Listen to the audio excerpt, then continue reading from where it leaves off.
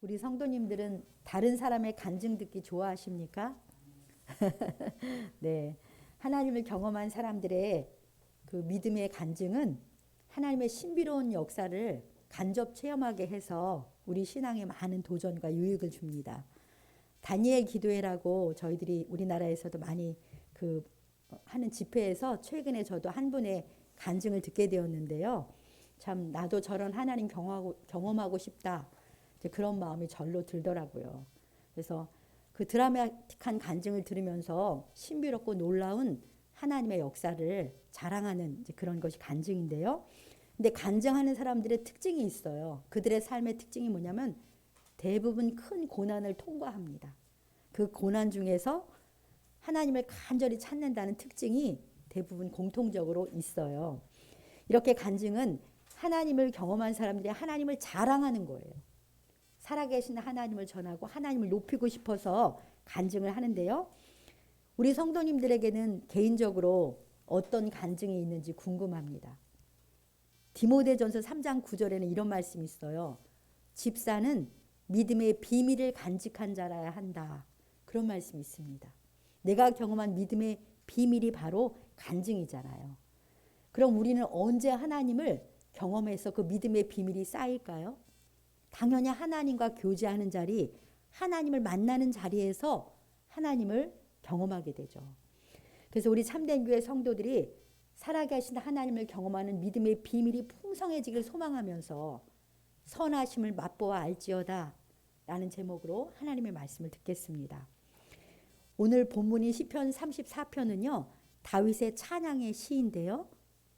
이 시는 다윗의 간증이기도 해요. 다윗이 자랑하는 그의 하나님, 다윗이 간증하는 하나님이 어떤 분인지 들으면서 우리도 다윗의 하나님이 나의 하나님이니까 동일한 하나님을 경험하고 싶은데요. 여러분들 성경에 보면 시편 34편을 펴보시면 알겠지만 이런 표제어가 있어요. 다윗이 아비멜렉 앞에서 미친 채 하다가 쫓겨나서 지은 시라고 표제어에 기록되어 있거든요. 이 다윗이 아비멜렉 앞에서 미친 채 하다가 쫓겨나는 게 사무엘상 21장 10절로 15절 이야기예요. 그러니까 그 사건을 배경으로 한 시인 거죠. 이 사건은 우리 성도님들 성경 많이 읽으셔서 아시겠지만 제가 한번 다시 정리해보면 다윗은 사랑하는 친구이자 사울의 아들인 요나단이 와가지고 사울랑 자기 아버지 마음을 다윗에게 확실히 알려줍니다. 우리 아버지가 너를 정말 죽이려고 한 것이 틀림없어. 그러니까 너는 도망칠 수밖에 없어. 빨리 도망가라. 이렇게 들판에서 알려줘요. 둘이 비밀이 만나가지고. 그래서 요나단과 다윗은 서로 눈물로 포옹을 하고 이제 그때부터 다윗의 도망자의 삶이 시작되는 겁니다. 시작되는데요. 왕이 자기를 죽이려고 하니까 그 나라에서는 살기가 힘들잖아요. 힘들어서 도망 다니면서 제가 생각해 볼 때 다윗은 이런 생각을 했을 것 같아요. 하나님, 제가 언제 왕 되고 싶다고 했나요? 왕이 되고 싶다고 한 적이 없는데 왕으로 기름 부으시더니 제 나라에선 살지도 못하게 되네요. 아마 그런 마음이 이렇게 들면서 도망을 쳤을 것 같고요. 또 자기를 그렇게 죽이려고 하는 사울에 대해서는 아니 내가 당신의 신하로 충성한 것밖에 없는데 어떻게 나를 죽이려고까지 합니까? 정말 억울합니다. 이렇게 만나서 대화라도 하고 싶지만 그럴 수도 없잖아요. 그래서 다윗이 정처 없이 도망 다니는데요. 어쨌든 살기 위해서 그렇게 사울의 눈을 피해 가다 보니까 그가 어디로 도망갔는지 아십니까? 자기 나라에서 할 수 없어 도망간 곳이 골리앗의 나라, 블레셋의 가드로 도망간 거예요. 얼마 전에 블레셋이랑 싸워가지고 자기가 그 가드의 장수인 골리앗을 죽였잖아요. 근데 거기로 도망을 간 거예요. 그러니까 무작정 도망가야 한다는 생각 때문에 아무도 자기를 못 알아볼 것이라고 생각했는지 앞불사 가드로 도망을 간 거죠. 거기서 가드왕 앞에 나갔는데요. 가드왕 이름이 아기스예요. 근데 여기 시편에서는 아비멜렉이라고 하는데 아비멜렉이 왕이란 뜻입니다. 근데 거기서 신하들이 알아봐요. 자기들의 대장 골리앗을 죽인 다윗이라는 걸 알아보고는 사울이 죽인 자는 천천이고 다윗이 죽인 자는 만만이라고 말한 이스라엘의 차기 왕이 왔습니다. 저 다윗이 그 사람이에요. 이렇게 말하는 소리를 다윗이 들어요. 그러니까 정말 두려운 거예요. 아니 사울 왕을 피해서 이곳까지 왔는데 여기서 내가 아기스 왕의 손에 죽는구나 라는 생각이 들었겠죠.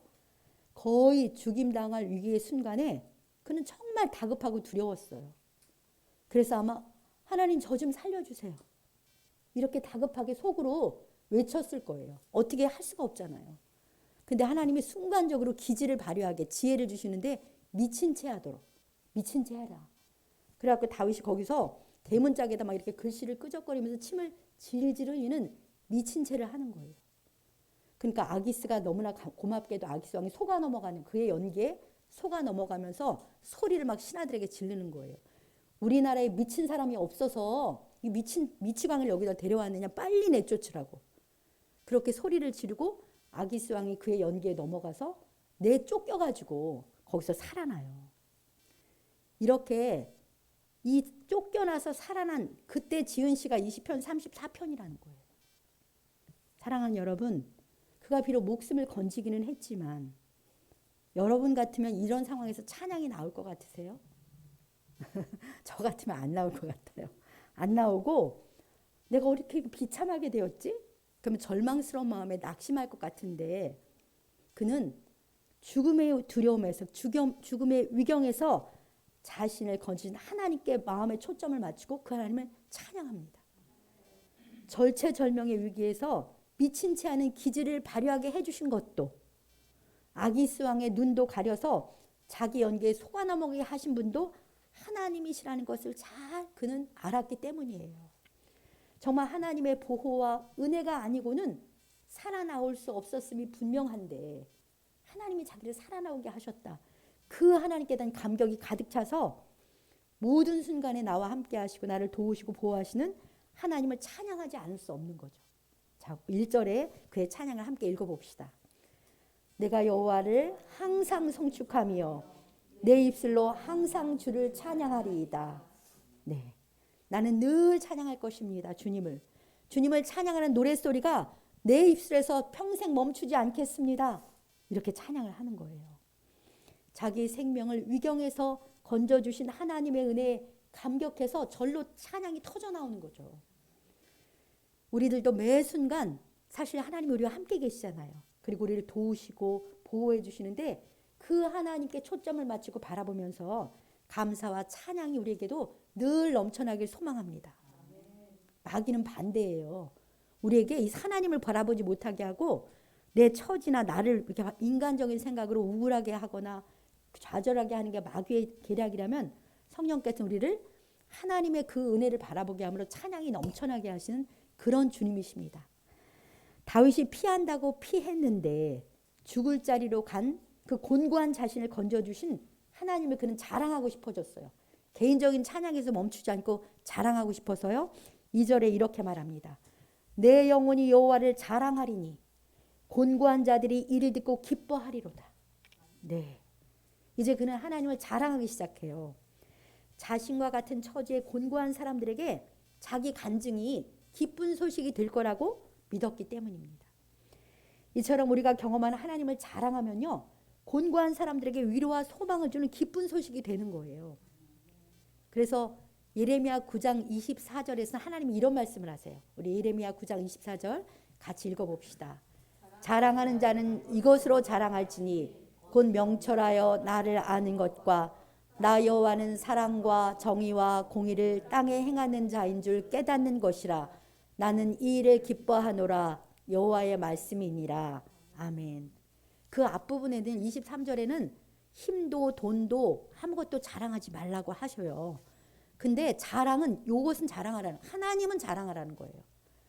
너희들이 신령한 명철이 있어서 하나님이 사랑과 정의와 공의를 땅에 행하는 부인 것을 깨닫는 그것은 자랑하라는 거죠. 그럼 하나님이 그 일은 기뻐하노라 이렇게 말씀하십니다.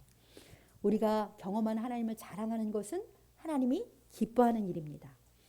자, 다윗의 이 간증을 듣고 기뻐할 사람이 누구라고 했어요? 곤고한 사람들.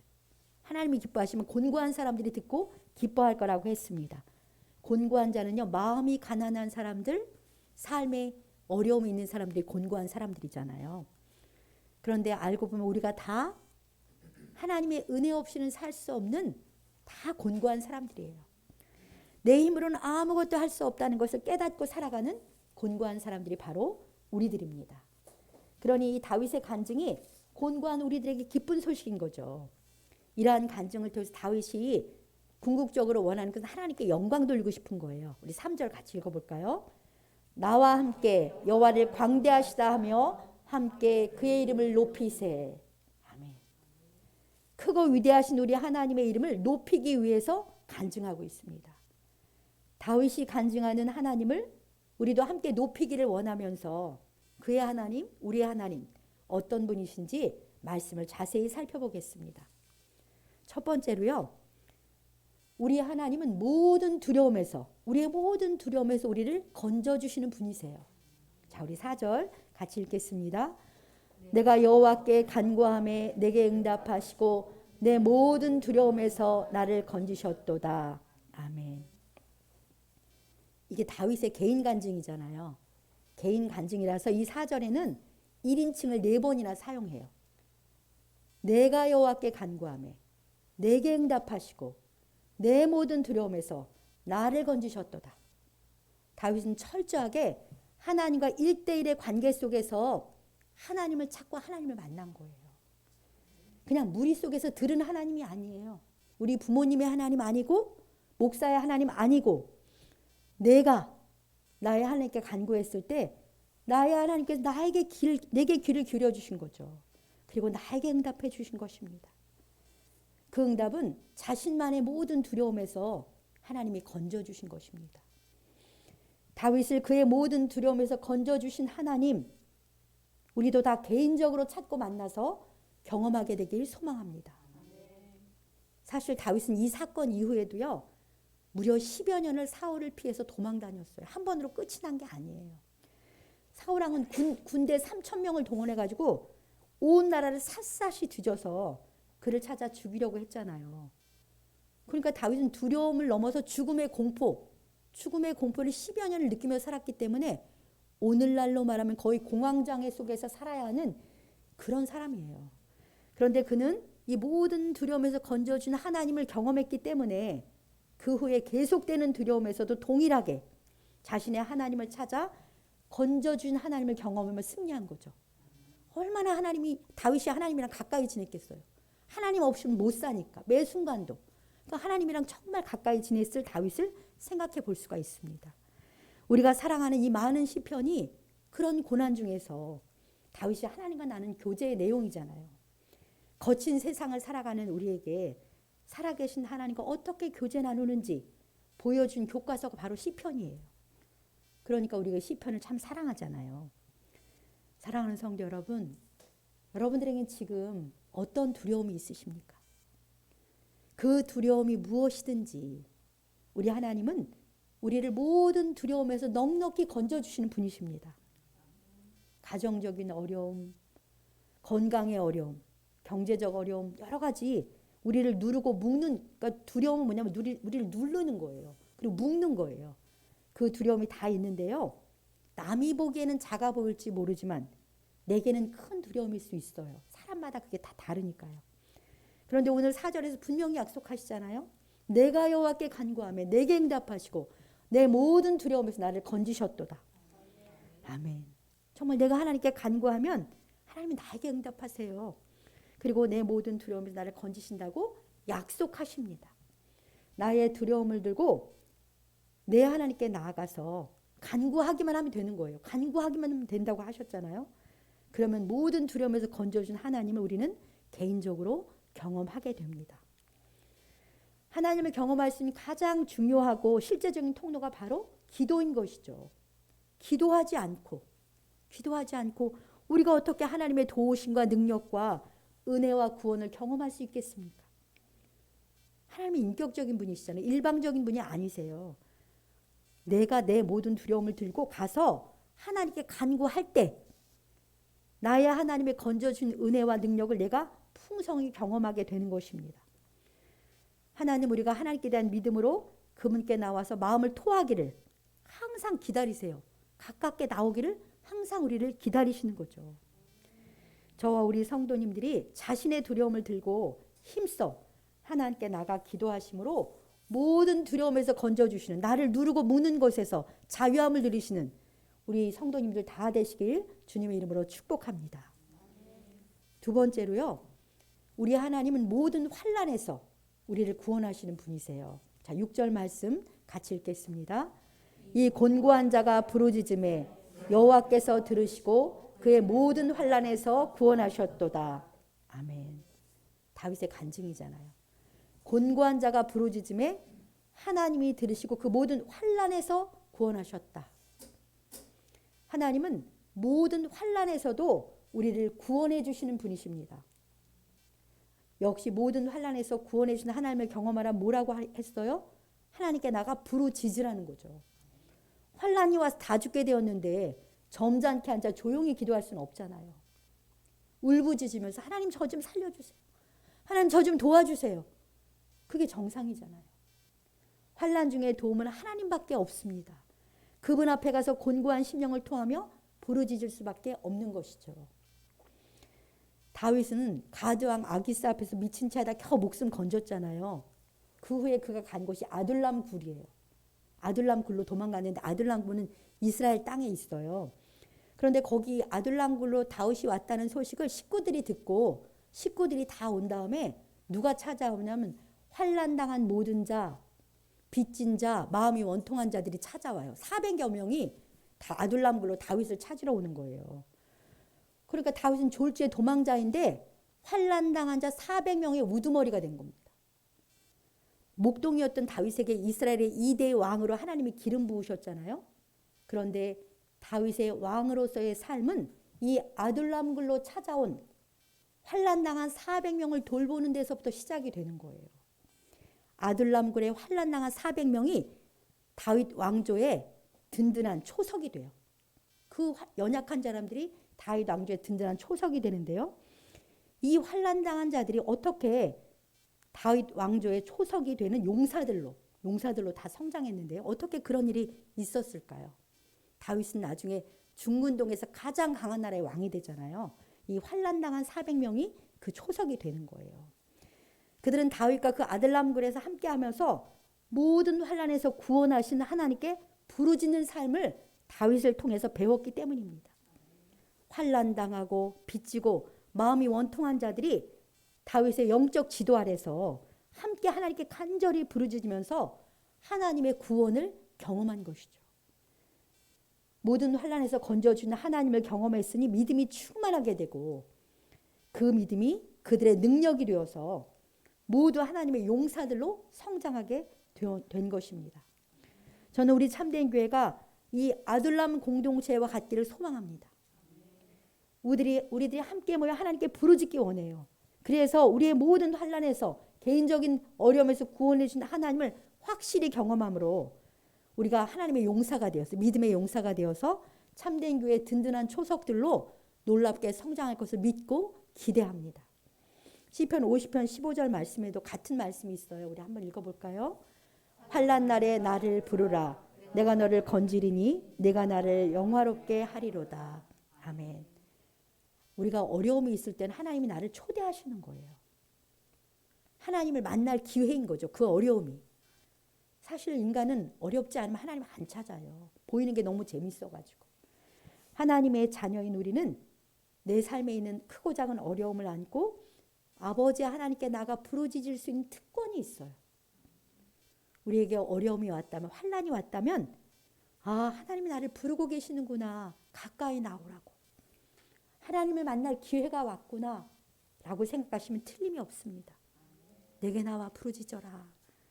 내가 너를 건져줄 거야 라고 하시면서 하나님이 우리를 부르고 계시는 거예요. 부르짖음으로 환난에서의 구원을 경험하면 우리는 저절로 하나님을 자랑하게 되겠죠. 자랑하게 됩니다. 하나님의 구원의 능력과 은총을 자랑하는 우리로 인해서 우리 하나님은 영화롭게 되시는 거죠. 하나님이 영화롭게 돼요. 그래서 우리 삶에 현재 다가온 어려움이 하나님을 만날 기회이고 하나님 나를 부르신다. 그 사실을 깨닫고 믿음으로 그것을 들고 하나님께 나가 부르짖는, 그래서 하나님의 구원을 경험하는 우리가 되길 원하고요. 그래서 그 구원을 자랑해서 하나님을 영원롭게 하는 우리 모두가 되길 소망합니다. 환난은요, 이 세상 누구라도 겪을 수밖에 없어요. 왜냐하면 이 세상은 여러 번 말씀드리지만 안전지대가 아니에요.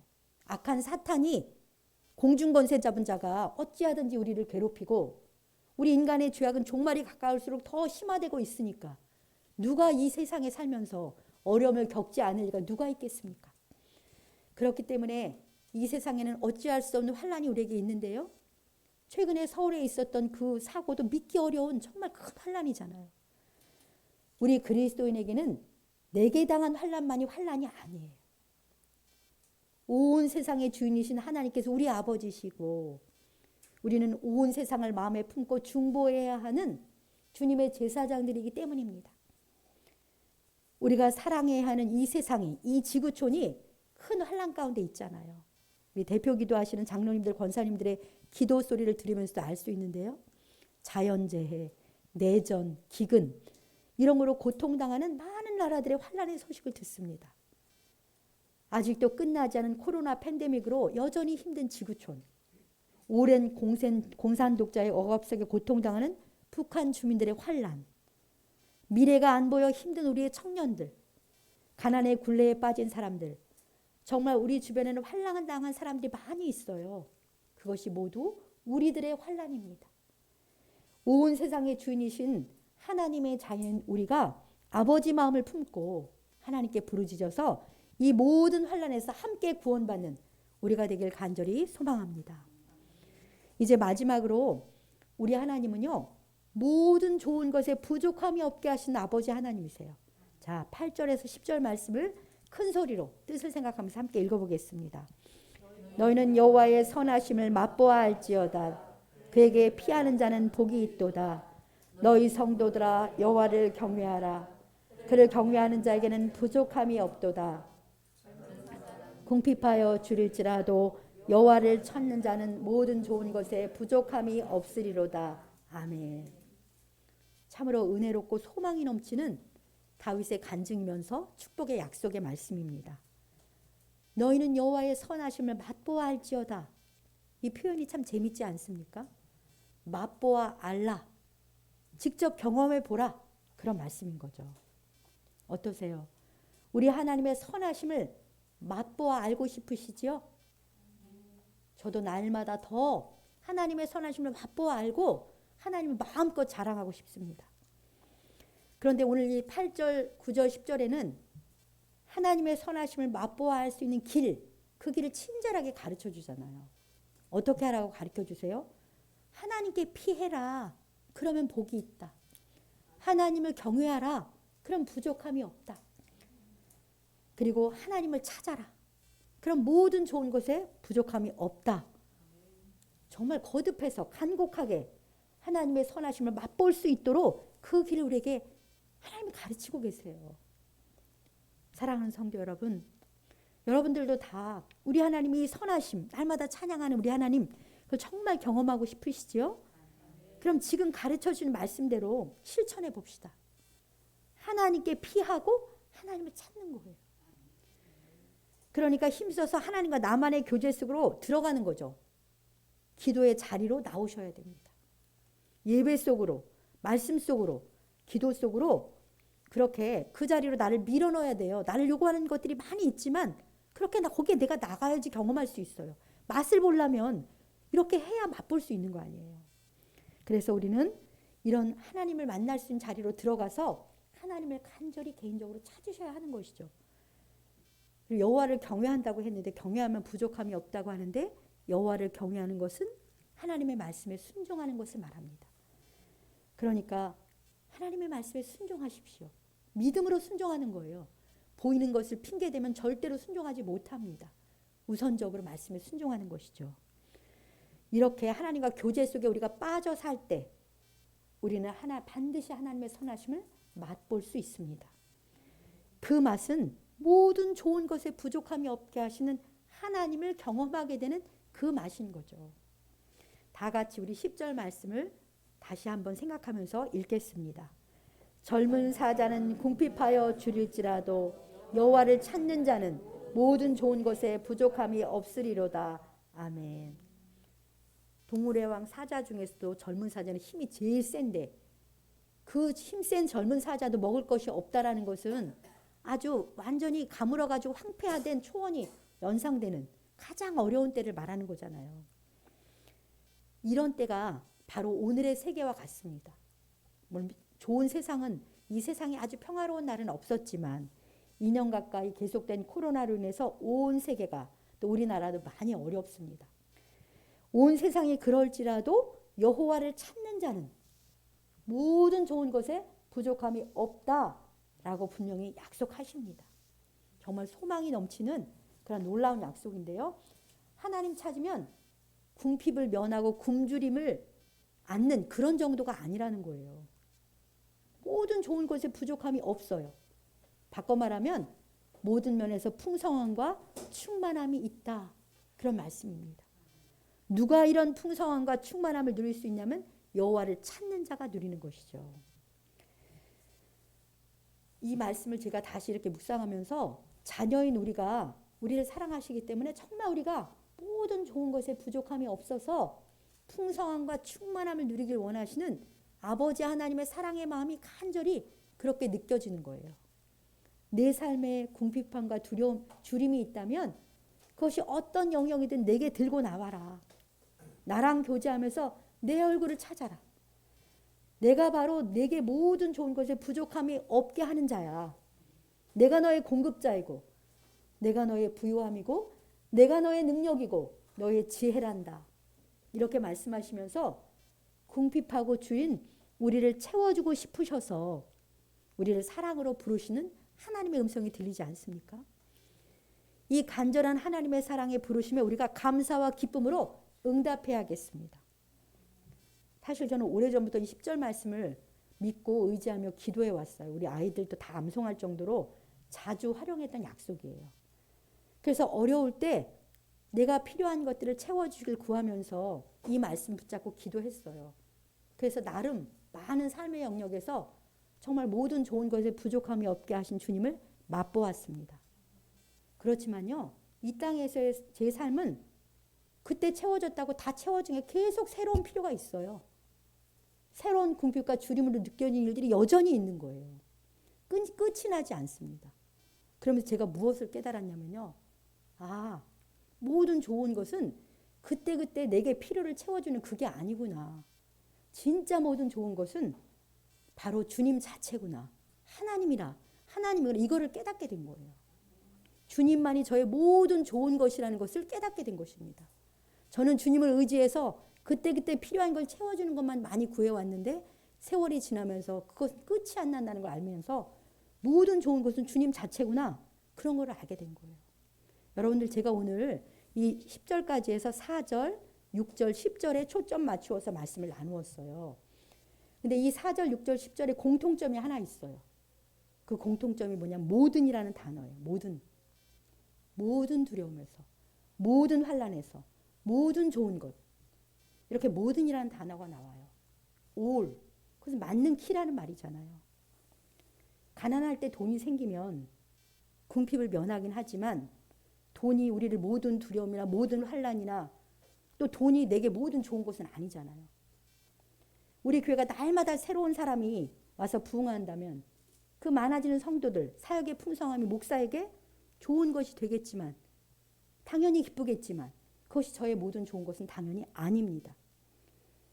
지금 여러분들의 간절한 필요나 소원은 무엇입니까?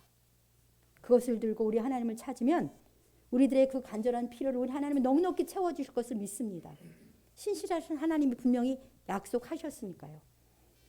그러나 우리에게 모든 좋은 것은 우리 아버지 하나님 자체, 우리 주 예수님 자체이십니다. 주 예수님이 우리의 모든 좋은 것입니다. 주 예수님을 소유한 우리는 이미 모든 좋은 것을 가진 자예요. 예수님 있는 여러분의 마음 안에 주님이 오셔서 영으로, 생명으로 살고 계시지요. 그러면 우리는 이미 모든 좋은 것을 소유한 사람들이에요. 주님이 모든 좋은 것 자체니까요. 사랑하는 성도 여러분, 현재 여러분의 절실한 필요는 무엇입니까? 그것이 무엇이든 간에 내 생명으로 내 안에 와 계신 주 예수 그리스도 안에 그 모든 것이 있습니다. 그러니 우리가 먼저 구할 것은 주님, 저는 주님으로 충만하길 원합니다. 주님이 저의 생명이시니 주님으로 저를 가득 채우십시오. 라고 주님 자체를 구하는 우리가 되어야겠습니다.